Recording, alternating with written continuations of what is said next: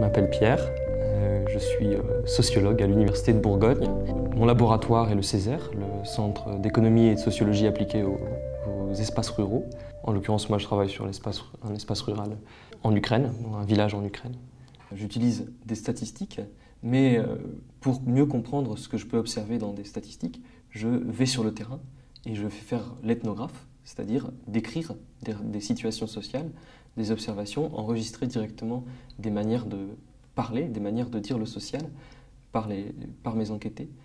L'Ukraine est un pays qui a connu d'énormes transformations depuis 25 ans, des transformations économiques, une instabilité économique chronique, le retrait de l'État de l'administration de l'économie lié à la fin de l'URSS. Et ma question est comment les relations sociales, comment les rapports de production tiennent dans une situation où l'État se retire et où l'instabilité économique est chronique.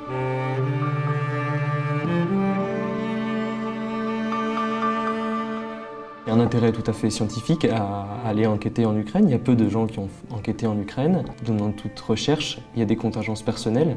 Je fréquente l'Ukraine depuis longtemps et j'ai rencontré notamment une amie qui m'a parlé de sa famille, qui m'a emmené voir sa famille avant que je commence ma thèse. Et c'est en parlant avec elle, peu avant la révolution ukrainienne qui a eu lieu en 2013, que je me suis rendu compte que même dans sa situation à elle d'employée citadine en ville, il y avait des choses qui étaient liées aux relations de parenté et à l'économie domestique dans le village.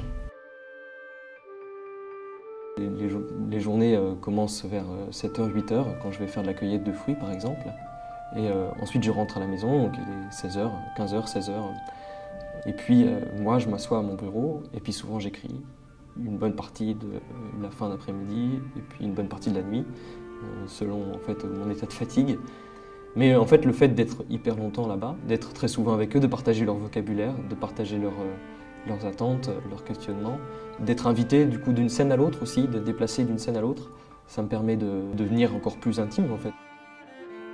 Il y a eu des moments de joie, c'est sûr, mais il y a beaucoup de moments difficiles qui sont liés au stress des études, en fait, au stress que je suis là aussi pour écrire un travail scientifique. Donc tous les soirs je dois écrire et je dois écrire des choses, je dois me souvenir. Donc je fais un travail permanent de mémoire, un travail permanent de langage aussi, enfin de langue. Tout seul, se convaincre que j'ai des choses intéressantes, c'est pas évident, quoi.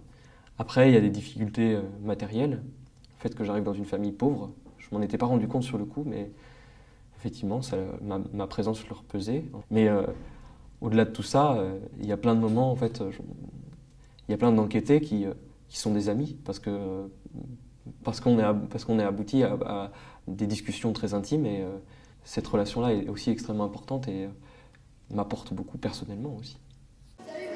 L'expérimentarium, pour moi, ça a été un moment, en fait, un moment de remotivation très important. En hiver dernier, je revenais d'un terrain qui avait été un peu difficile, de pouvoir en discuter avec des enfants, avec leur regard, avec leur étonnement, de voir que du coup j'avais des choses à dire à quelqu'un, ça m'a beaucoup apporté. Si mes interlocuteurs peuvent, à la fin de l'expérimentarium, commencer à s'interroger avec méthode sur leur propre position sociale, sur les propres relations sociales qu'ils tissent, alors j'aurais gagné mon travail de recherche, quoi. Enfin, c'est ça mon travail de recherche. Enfin, je me suis rendu compte là que le travail de communication autour de mon objet était extrêmement important pour que les choses changent, non seulement là-bas, mais ici, en termes d'inégalité sociale, en termes d'organisation de l'économie. Я сподіваюся, що моя робота буде корисна для них, як вона є для мене. J'espère que mon travail sera utile pour eux, comme il l'est pour moi.